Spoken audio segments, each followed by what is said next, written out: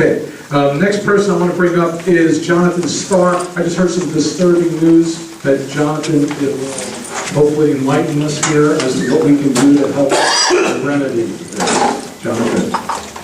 Thank you. I found out yesterday that Laulima Farm fruit stand in Tippahulu was shut down by State Department of Health. And I mean, those who have experienced it know that that's really the model of, of pure and sustainable foods and community empowerment. And it's, What's the cause of that?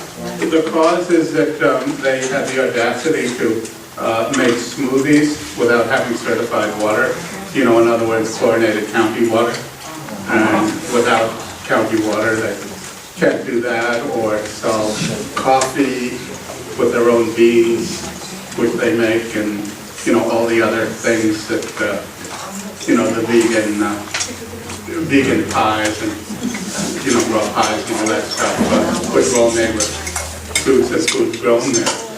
And I recently had a chance to talk with the governor and some of the higher up people in Department of Health, and this is not their policy. This is against the policy that the governor wants. This is against the policy that the heads of the department want. So if this is going to continue, basically the lower down folks in Department of Health, they've stopped us from being able to sell, local honey. They're going to extend it and shut down everyone making smoothies or anything doesn't have a certified kitchen.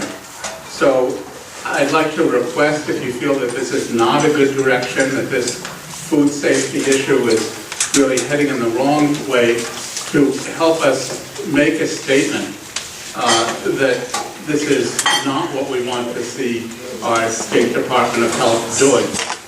And I feel that the most direct way is, first of all, to email or call to the Maui District Health Officer, who's Lauren Tang.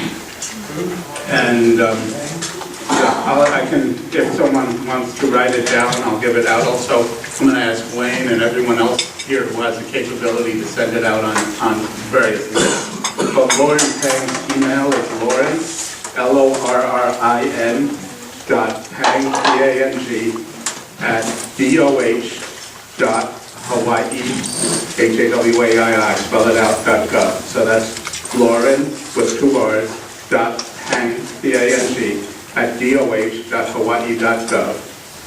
And also send a copy of that or a separate letter to the governor to make the governor aware that this is happening, because, this is seemingly against his own policy and his own heartfelt beliefs. A good way to contact the governor through his Maui liaison, Deidre Teagarden. These folks are not the problem, but they should be made aware of it. Deidre will forward it on to the governor, DEIDRE.Teagarden, Tegarden, at Hawaii.gov. And that is the best way to get a message directly to the governor. So we'll get it out on the list. What was the name of the place that was shut down? Laulima. L-A-U-L-I-M-A. Yeah. L-A-U-L-I-M-A. Okay. Thank you. Do you know who is the problem? Okay. Yeah, the problem is that we've turned into a service-based economy, and we don't have a production-based economy, right? So, in essence, the only way the United States is producing jobs these days is like the TSA. So this is going to be the new TSA, the Food Security Agency. Okay. And don't laugh, because coming to a neighborhood near you. Anyhow, yeah, Penny. I just want to comment a little bit, because where the rubber hits the road, it's actually supposed to Penny, be. can you stand up, please? I'm going to say that where the rubber hits the road on this issue, it's actually at the federal and the state level, Department of Health rules. So it's not the staff, it's the rules that they're bound by. We just went through that with the PI bill, with hand counting of making your own foil and being able to distribute it.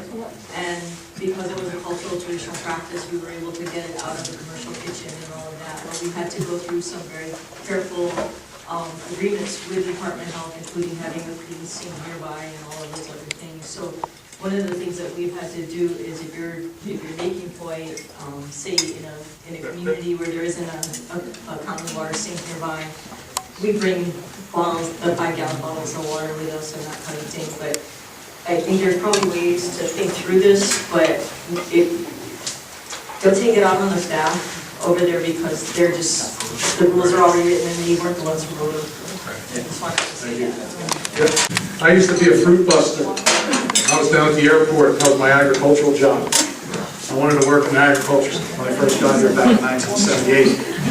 And, yeah, seriously, true story.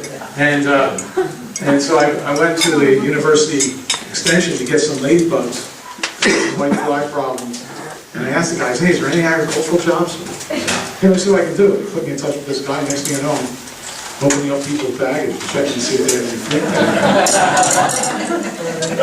So as you can tell by my temperament, I got along really good with these guys. I mean, black and white, that's all they see is black and white.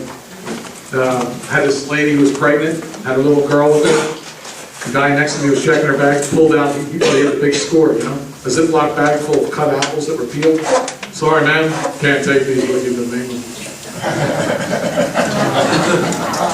So I took a break, grabbed the apples, went down to the gate, gave them back to her. So this is the direction we're going in, unfortunately, with our federal government. But yeah, the PEI bill was great, you know, cultural practice. I mean, that's what we need to do with our own food, right? This is all culture. I mean, last time I checked, it's a very cultural practice to eat good food. Okay, so in any event, moving right along, I have one announcement, so I can make this short so we can kind of stay on time. I'm really appreciative, though, of David and Bill and Jonathan for sharing what they did, because this is what it's about, keeping us all abreast of what's going on and how we can be proactive, and really just speak it out for what we want, yeah? That's what the grassroots is about, yeah? Aye?